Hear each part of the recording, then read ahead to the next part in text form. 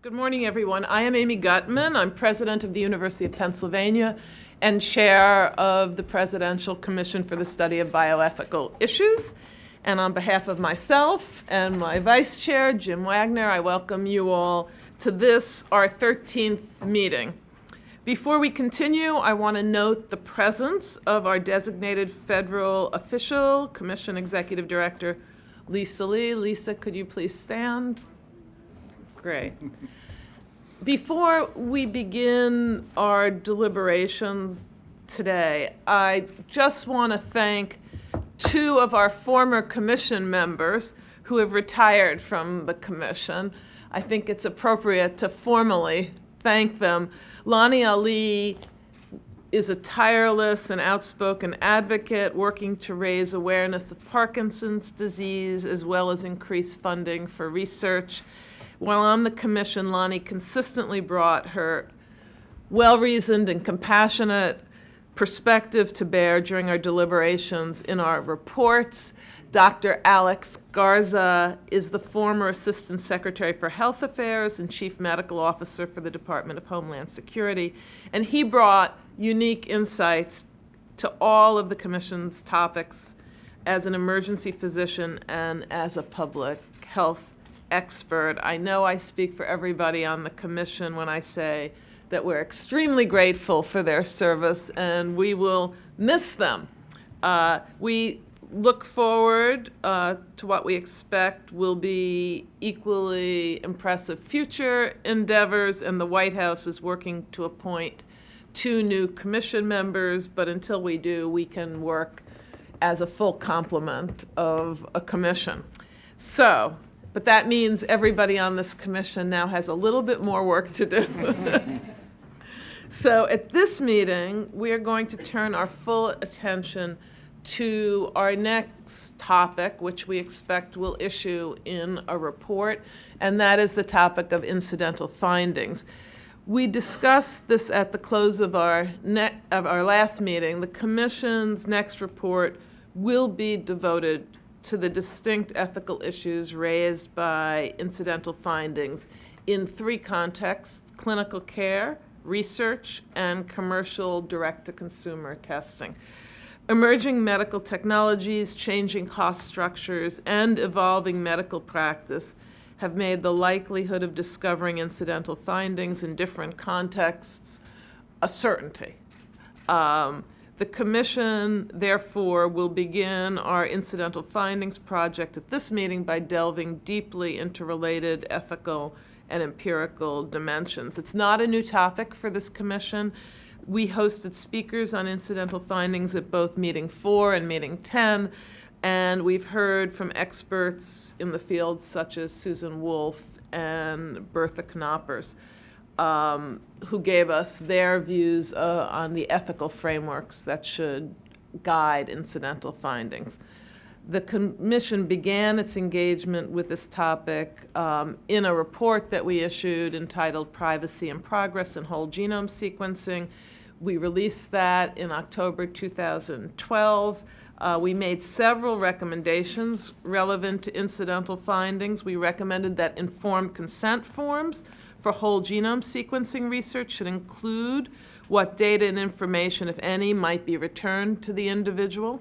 We also recommended that individuals be made aware that incidental findings are likely to be discovered in the course of whole genome sequencing, and that the consent process should convey whether these findings will be communicated, what the scope of the findings are, and to whom the findings will be communicated. And finally, we recommended that funders of whole genome sequencing research should support studies to evaluate proposed frameworks for offering return of incidental findings, and to investigate the related preferences and expectations of individuals contributing samples and data to genomic research and undergoing whole genome sequencing in clinical care, research, or commercial contexts.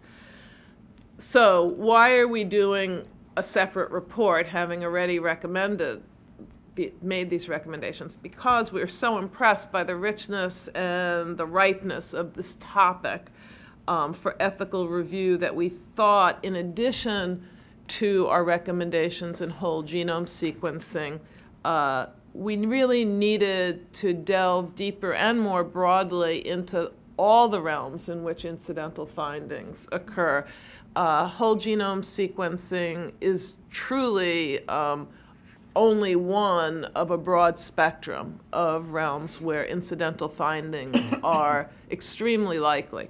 In whole genome sequencing, if all one does is get one's whole genome sequenced, it's certain that there are going to be incidental findings. And so we began there, but far more common are some of these other contexts. So this new report will consider incidental findings not only resulting from genetic testing, of which whole genome sequencing is a subset, but also from other modalities, such as imaging, biological specimen testing, and in the context, as I said earlier, of research, clinical care, and direct-to-consumer offerings. So before we start off this meeting, I'd like to take a moment to explain how we'll take comments from the audience, which we welcome. There is at the registration table cards, and there also, every staff member has some cards. Would the staff members please stand up? And so if anyone wants to make a comment or ask a question, just get a card, fill it out, hand it to any staff member. And staff members are all wearing badges like this. And they'll get them up to either Jim or myself. And time permitting, and we almost always find some time to bring the questions and comments. We will read them aloud and ask commission if any commission members who would like to respond. And with that, we're ready to go, but Jim, let me turn it over to you. You have, as usual, set up the problem very well, Amy. I will tell you, as read the background materials and revisit what we did around genome sequencing, my mind keeps going back to our fundamental principles, sort of the 3 Belmont and then the 2 that we added. But specifically, the way we have incorporated respect for persons into our stewardship principle. Mm-hmm. And for me, this incidental findings question seems to add a new dimension to the stewardship question.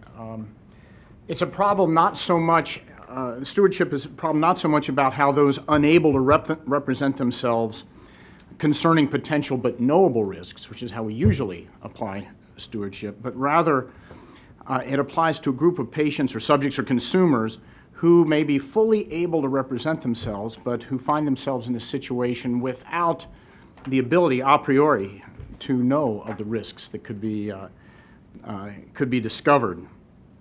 So the questions posed by incidental findings may challenge us, it seems to me, to address possible conflicts arising in the exercise of some of our existing principles, perhaps even challenge us to pose some new ethical guidelines for the obligations of physicians and researchers and providers toward patients and subjects and consumers in order to perform the service, the clinical diagnosis, the research, whatever it is, in such a way that still treats the wishes of such patients and subjects and consumers with compassion and respect. I don't know a group I'd rather be taking on this challenge with, our chair and each of you, so welcome to a new session.